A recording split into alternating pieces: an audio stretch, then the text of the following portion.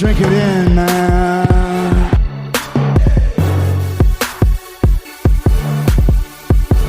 Touchdown, Detroit Lions! Cornbread! Cornbread! Cornbread! Drink it in, man. Touchdown, Detroit Lions!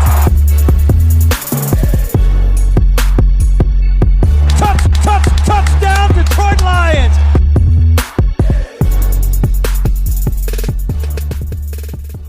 Detroit Koolaid drinkers. What's going on, everybody? It is Wednesday right here on the Detroit Koolaid Cast, coming off a very difficult game in Baltimore. We'll get to that here in a moment. But this guy comes on about once a month or so. He steals the show every time he comes on. Joey Christopoulos from the Believe Podcasting Network at Joey Sports Guy. Joey, how you doing today? Derek, man, a pleasure. Great to see you. Week 4, Bears-Lions, man. I'm super excited about this. I'm more terrified about my team than I thought I would walking into this one, but I'm always happy to be on and cut it up with you, my friend. Joey, I'm going to get to have you on for a show on Friday. I got some Bears questions for you. But right here at this moment in time, I mean, I need you to be Dr. Christopoulos if you could, because I mean, I need some therapy, my man. I was at the game. I mean, I saw all these things happen. I mean, I just have issues right now. I need you to help me solve them. I need you to calm me down, because what I saw, Lions, Ravens, I mean, I'm going out of my mind. I don't know what's going on here. Derek, you sound a little worked up. Why don't you lie down here on the couch and we're going to talk about it. I'm going to put on some Motown music. Okay. I like that. I'm going to put up my poster of Cecil Fielder here for you. And why don't you just start talking about, the first thing that comes to your mind when you think Lions, Ravens. Just go ahead and just tell me what you're thinking. Okay. All right, Doctor. Well, I will lay down. But the first thing I want to talk about is this pass interference that happened early in this football game. Like, our player runs way down the field. He gets armbarred. He gets knocked out of bounds. He can't get to the football. There's no call. Do you think that's going to happen in Green Bay? No. But every time against the Lions, where is the yellow flag? I can't understand it. I mean, it's unbelievable. Happens all the time. It's got me going crazy. It's just like, I can't deal with this anymore. Like, it's obvious pass interference. Throw the flag. I mean, it's just crazy to me. And you think that's bad. Like, right after that, we punt the football. Our players run down, strip the Ravens player of the ball, recover the fumble, flip the field. We're inside the 10. And now the flag comes out. A flag for running out of bounds before you were touched. Are you kidding me? I mean, these guys want more camera time than the players, these zebras. I mean, it's ridiculous. I mean, how can I not get a flag on one, but then you call a ticky-tack like that when we actually turn the football over and we're probably going to score? I mean, tell me, Doctor, what is going on with these referees? Well, Derek, I can tell that there's a little sense of frustration, and I want to applaud you for your passion. You did not use the words Marty Morningwig or Joey Harrington, which is good. We're in a good place right now. We're cathartically working through it right now. You did not say the word delay of game, which I hope that you're not going to say, but why don't you just keep going, Derek? Talk us through a little bit more about the game. What else did you see that maybe frustrated you? All right, Doc, I'm going to try to calm down here, as you said. I mean, you always give me good advice here when I come visit Mr. Christopoulos' office here. I try not to visit, but this team is driving me crazy. But it's not even the team so much. It's not only the referees, the opponents, the crazy stuff that happens to the Lions. But one other issue I had with this game, 0 points in the first half. I mean, this is the National Football League. I can't get a field goal. I can't get a safety. I can't get a touchdown of some sort. I mean, I need points for my team to win. 0 isn't going to cut it, Jared Goff. 0 isn't going to cut it, DeAndre Swift. Hey, TJ Hawkinson, where are you at? I mean, where are you? Hello? Like, did these guys even play? I don't even know. So here's the thing. So 0 at halftime, and I'm like, all right. I mean, we're not going to win scoring 0. I know this much, Doctor. But what I really know is that there was something at halftime, and we were going to honor Calvin Johnson. Like, oh, Derek, I know this is a sensitive spot for you. Remember, for this next part, just look at the Cecil Fielder poster. Look at the Cecil Fielder. Look at the Ben Wallace. Cecil Fielder, Ben Wallace. Cecil Fielder, Ben Wallace. Okay, go. Okay. Take a breath. I don't know why there's a Cecil Fielder poster. That's the sport we shall not speak of here on the show. Ben Wallace, absolute legend, fear the fro. I mean, yes, I will would take a little bit of solace from seeing Big Ben there, who now is gray and very wise. He's just a tremendous individual. So I'm going to try to Hall of Famer, Derek. Yes, he's a Hall of Famer. I'm going to try to respect. To soothe you. I'm going to try to respect Mr. Ben Wallace here. So at halftime, they bring out this receiver named Calvin Johnson, formerly number 81 for the Detroit Lions, to give him a ceremony of sorts for his Hall of Fame ring, to lift him up, to bridge the gap, let's say, to acknowledge this man as the great player that he was long ago. I mean, he went in the Hall of Fame. They pull out these banners. I mean, needless to say, at that point, before the ceremony got going, I had to go up to the restroom and visit the concession, so I did not see the ceremony. But what I did hear is tremendous booing of the owner of the Detroit Lions, and people are going crazy about it. Oh, it's classless. That was disrespectful. I want to know, Doctor, do you think that this was booing of the owner, or were they just getting the boos out early for number 81, who continues to complain about $1.6 million that he did not get, yet not acknowledging the 120 plus million he was given for the few catches, the few touchdowns. I mean, yeah, he had a couple good seasons. I get it. He was also hurt all the time. He never practiced. He never won us anything. And he's been crying like a little you know what for a long time. Like, I think it was booing for 81. Even if they were booing the owner, it's because we haven't won a damn thing in forever, and both of them are justified. So while I was getting chicken fingers or using the restroom, this ceremony, this fiasco went on when I'm trying to win a football game against the Ravens and see my team. Like, Doctor, please talk me through this, because as you can see, I tried to be calm, but I'm a little bit hot at 81, especially because he's greedy and there's no reason to be talking bad about the team, and it's 1.6, and the owner hasn't done anything wrong. If anything, she's trying to turn this around, yet she's getting booed by some of you people. Come on now. Come on, man. Well, Derek, I have to give you a lot of credit. First of all, you showed a lot of restraint by not using foul language. Points for you. Second of all, Derek, let's just all give some credit out to Chicken Fingers. What a delicious meal. Drink it in. It's so good. I mean, Chicken Fingers, breakfast, lunch, and dinner. I would eat that all day long. Derek. So first of all, excellent choice on your food there. Yeah. Excellent choice on your food there. Drink it in. Chicken Fingers. Fantastic. Now, look, Derek, people often will boo very rich people, and that probably extends itself also over to the owner as well. And could we also maybe say, I don't know, that it was a smattering of boos for both Calvin Johnson and the owner? Maybe we could just spread it all around. You know, Derek, sharing is caring. Maybe they were sharing the booze for both of them. You know, or maybe Rod Marinelli randomly walked onto the field into the middle of halftime, and maybe that caused the booze. There's a lot of reasons, Derek, but you showed great restraint and great calm, and we're all very proud of you. Look at Ben Wallace. Look at Ben Wallace. You're doing great. Doctor, You're doing a great job. As I do when I come in the office, I have to, you let me vent, you let me talk, you try to help me through some of these moments. And at times, I have to admit some of my shortcomings as well. I must do that now. I did not have the chicken fingers. I would not pay $18 for 4 chicken fingers from a concession stand. And you know what I also wouldn't do, Doctor? No offense, respectfully. I mean, The Chicago pizza. I mean, we've had this debate on the show. If that was at a concession, nobody's getting that, especially this week when we're playing the Chicago Bears. We'll get to that on Friday. But no, I didn't have the chicken fingers. That was a lie. It was anything I could do to get out of my seat to avoid the sham of a ceremony. So please forgive me for me just not being fully truthful here in this session. Well, Derek, I'm going to respectfully disagree with you on the Chicago pizza, but Detroit style is cool. Anyways, deep breath. Look at Doctor, my Ryan look at the Sandberg poster. Look at the poster. Wallet. Look at my Ryan Sandberg.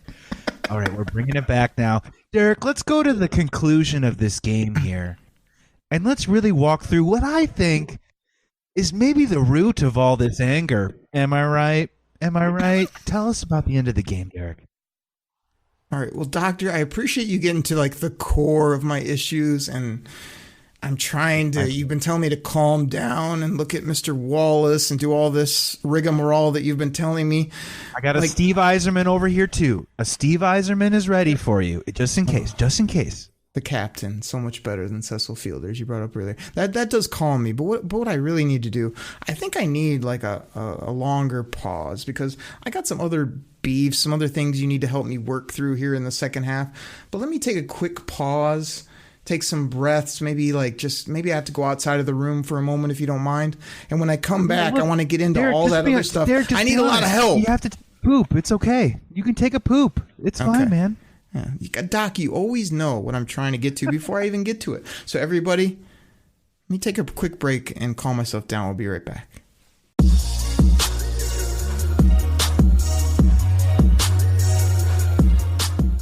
All right, everybody. This goes out to my fantasy football fans out there. Now, you probably heard about Reality Sports Online, the most powerful fantasy sports platform where owners can build and manage their fantasy team like a real NFL general manager. But the question is, have you tried it? I mean, we're talking free agency, multi-year contracts, rookie drafts, multi-team trades. You can put franchise tags on guys. It's as close as you're going to get to being an NFL GM. But do you think it sounds complicated?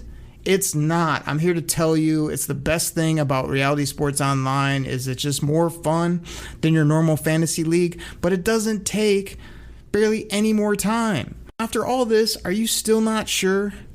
I mean, come on now. You can test your general manager skills by going over to Reality Sports Online, call it RSO. Please go check out realitysportsonline.com right now.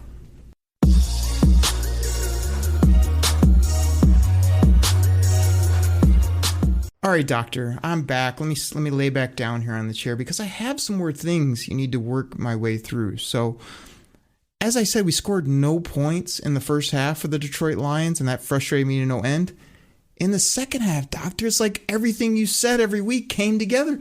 We scored every time. It was like I was getting all frustrated, and here we go. Everything turned to roses. Like you always say, just let it play out. Let it work through. Sure enough, my patience, my sense of virtue, my ability to, like you say, not let my language or myself get too out of whack. I mean, the Lions started to play beautifully on offense. It was amazing to watch. I mean, that they went 3 straight drives and scored points. And before I knew it, Doc, I looked up and like we're about ready to take the lead in this ball game. I mean, it was a great thing. I mean, it was trending in the right direction. And Derek, I'm so proud of you that you stuck to my mantra. What do I say? 1, 2, 3 quarters. 4 quarters equals $1. $1 a day keeps the Matt Millen away. And you stuck to that very well, and I'm very proud of you. Go on, though. Continue to share. I was wearing my rubber band, which I put that on to remind myself of that great saying that you instilled within me. So, yes, here's the thing. So my team's playing great. I'm sitting there with a great buddy. We're talking over this. We're about to take the lead in this ball game. The Lions are driving. I mean, they get down deep in territory. The clock is ticking, sir. We need like 8 yards to get a first down, which would end this ball game. I mean, all we need is 8 yards. It's first down, mind you. So we're going, do we pass? Do we throw? What would you do? But before you answer that, what we said we'd do is be aggressive. Try to go get this first down. Throw the football. Run it up put your best running play. Maybe get it to DeAndre Swizzle, a guy that's been playing great all game. So I ask you, in this scenario, what would you do? Because that's what I was curious about. I was working it through myself, but, I mean, what would you do in this scenario? Well, I'm not a big sports head. I'm just a doctor counselor. So I'm a major advocate for points. I'm not a major advocate for, I don't know, Roy Williams. I'm not a major advocate for, I don't know, the entire Detroit Tigers roster right now. But I think it's important for me not to keep the focus on me. I want to keep the focus on you, Derek. So let me redirect. What would you have done? Doc, in these sessions, I'm so glad you asked, because I cannot wait to tell you what I would do. Who cares what you would do anyway? I mean, what do you know? Scratch that. You didn't hear that. So here's the thing. We're talking this over. We're like, be aggressive. Go win this ball game. Don't give the ball back to the Ravens and Lamar Jackson. But what does my guy Dan Campbell do? What does the guy do who in the media said he was just tired of it? You've had enough of that. Well, Dan Campbell, I have a little bit of a beef, because what I'm tired of is you ran the ball 3 times, but you didn't just run the ball. You didn't run something creative. You didn't get aggressive. You didn't try to get to these sticks. You ran 1 yard in a cloud of dust and lost yards and went down and just, you ate their timeouts. Congratulations. But you gave them a tremendous opportunity to have the football with a minute. And I think that's a big mistake, Doctor. I think that was a big-time mistake. I feel like that you could have went for the jugular. Instead, you played it conservative. I mean, okay, we all wanted the timeouts to go away, but it's just not good enough. So you kick a field goal. We're winning this ball game. The crowd's going crazy. The Detroit Koolaid drinkers are just in an uproar here in the stadium. The Baltimore Ravens come out. They have this guy, Doc. I don't know if you've heard of him. His name's number 8, Lamar Jackson. He's an incredible running quarterback. He had thrown pretty well in this ball game as well. But my Detroit Lions, Doc, are giving this guy hell. We sack him. We knock him down. It's 3rd and 12 with 35 seconds left, and Julian Okwara, a prize 3rd-round player in his 2nd season, comes screaming up the middle and has a kill shot on this quarterback. And he completely misses. Lamar ducks. Then Lamar jukes 8 guys and gets to the sideline and gets out of bounds, stopping the clock. I couldn't believe it. I was like, if you sack him, it's basically over. The clock runs. Tick, tick, tick, tick, tick, tick, and it's over. And instead, you let him get away like Houdini. But that wasn't the worst, Doc. I mean, don't interrupt me right now. I know I'm getting off my kumsa. I know I'm going crazy, but it gets worse. The next play after that, they're getting ready to hike the football. You only get X amount of seconds to hike the football. The clock struck 0, and then there was 1 beat, 2, 3. I mean, I don't know how many seconds went off after this clock went down, but it seemed like an eternity in the stadium. There was no yellow flag, like I mentioned here in my opening comments when you sat me down on this uncomfortable couch. And they let this play go, and it was the next to last play of the game. They just threw it away. Next thing I know, they are running a kicker out for a 66-yard field goal. Doc, how long would that be if they would have went back 5, if it should have been a penalty? May I ask you? You do have a PhD. That's correct. It'd be 71 yards. I mean, you're not a sports guy, quote unquote, but does 71 yards sound like an makeable field goal in a game of football? I mean, I'm no football wizard. I'm more of a pinball wizard, really, if we want to get into it. But no, that sounds like quite a distance, Derek. So this call has to be made, Doc. And then, so this guy trots out. I think it's 66 yards. It should be 71. We already went over that. There's no reason to retread back. 66. this guy kicks it, and again, I'm at the stadium, Doc. This ball is coming directly at me, basically right where my seats are. I'm watching it in flight. It's just going. This ball goes up, hits the crossbar, mind you, which is the lower part of the field goal, the part where it usually hits and goes to the ground. This ball somehow hit that portion of the apparatus, but flipped a completely other direction and hit the net, signaling that it was good. There were zeros on the clock, which I guess now count, which moments ago the zero did not matter. This game is over. My team loses. I mean, referees, just a ridiculous field goal. These things don't happen to anybody else, Doc, except me. Well, I'm hearing a lot of anger. And first off, I would just like to say that, you know what? My couch is comfortable. Okay, so that was a little out of bounds by you, Derek. You didn't have to bring the couch into it. I found it very comfy. I got it in IKEA. It was a great price. Anyways, Derek, sometimes in the life of love and sports and also life, things happen that are unexpected, that are sometimes also heartbreaking. But dare I say, Derek, if you look down the road, but keep looking further down the road, perhaps, while the pain could be very, very intense now, could this perhaps occurrence also maybe help you get a higher draft pick, one slot up further to get maybe the player and star that you deserve and that you want? I think Steve Eisenman agrees. Ben Wallace seems to be nodding his head, and Cecil Fielder is looking at those chicken fingers being like, me want some. So I think that maybe, it does hurt now, but you know what? There's another week of football, correct? And then a week after, and a week after that. And that's what you need to look forward to.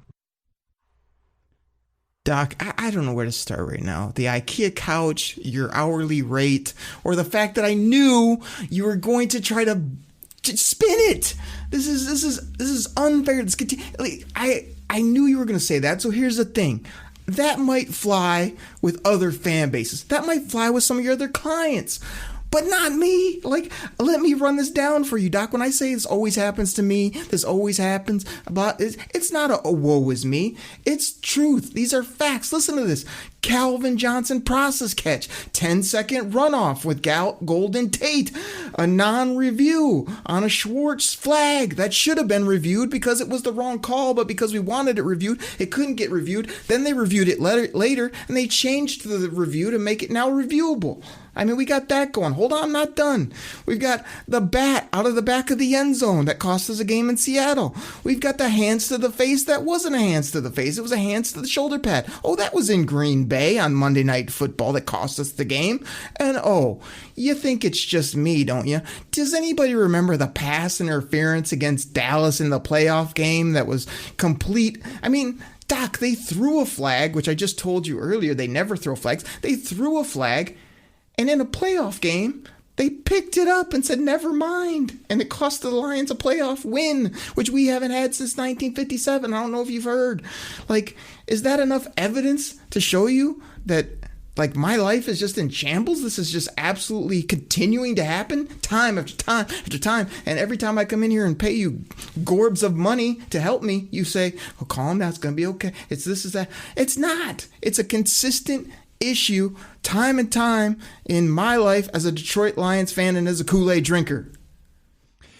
Well, Derek, I'm looking at my clock here, and it looks like our time is up, and additionally, you are angrier than you were when you walked in here, which I think is usually a successful session. Oh, boy, it was good to see you, and, if you're worried about your hourly rate, you should see what I charge Matt Nagy per hour. That guy's got some fucking problems. Doc, let me say one more thing. I know I've yelled quite a bit on this show. I know I've had a lot of anger and venom. But let me end it this way. I'm not mad. I'm really not. I'm also not bitter. I'm damn sure not SOL, which here in Detroit stands for Same Old Lions fan. I'm not that. I'm definitely not. With that being said, though, I want to end it with this. I guess my beef isn't with this game or you, Dr. Christopoulos. It's with the NFL. The NFL does not care about my Lions. We never get calls. We never get respect.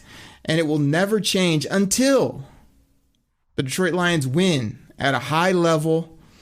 Then they will be treated like the other privileged franchises in the NFL, like the Steelers, like the Patriots, like the Cowboys, and dare I say, like the Chicago Bears. So I just want to end it with that, Doctor, that one day I will come in here with that respect. We will have those wins, and it'll be a very good session. But that day's not today. I appreciate what you did somewhat and letting me vent. And now I'm going to move on to the Friday Koolaid Cast, where I'm going to have you on, and we're going to talk Bears and Lions. So Dr. Christopoulos, thank you so much for helping me through my Lions frustration and fandom here on the Detroit Koolaid Cast. I appreciate you being so open with me, Derek, and I also appreciate your money. Well, everybody, speaking of that, you've got to go check out all the incredible ventures that Joey is in. I mean, he was recently in a Burger King commercial. You can check him out as the Chiking guy. He's doing, I mean, this guy's on radio. He's doing Sirius XM hits. He's got articles on all types of platforms. He's got Believe in Chicago, which you got to check out. He's gracious enough to come on here once a month. I mean, this guy does it all. Joey, did I do you justice? I mean, I'm trying to get your plugs in because I want you to come back for the Friday, where I got quite a few questions about your Bears, and we're going to go straight up football talk on the Friday show. Excited for me to have my own personal meltdown on that Friday cast, so make sure you come back and check out for that one. And yeah, man, you did great at Joey Sports Guy, Instagram and Twitter to follow me. Bet on Chicago, Believe in Bears are the two shows that I host for the Believe Podcast Network. And yeah, dude, let's take it to a Friday, man. Excited to see you then. There we go, everybody. I'm glad I got that off my chest. I hope you enjoyed it. Tried to do a little bit of a different, entertaining show for you. Put that Ravens loss behind us. They played good football. They came out on the short end as we have before, but it's not OSOL. It's on to the Bears here trying on Chicago on Sunday to try to get a victory. Everybody will catch you this Friday right here on the Detroit Koolaid Cast. Take care, everybody. We're out. Drink it in, drink it in, drink it in, man. Pack the bag, start the plane. This game is over. It is over. What a comeback by the Lions. Drink it in, man.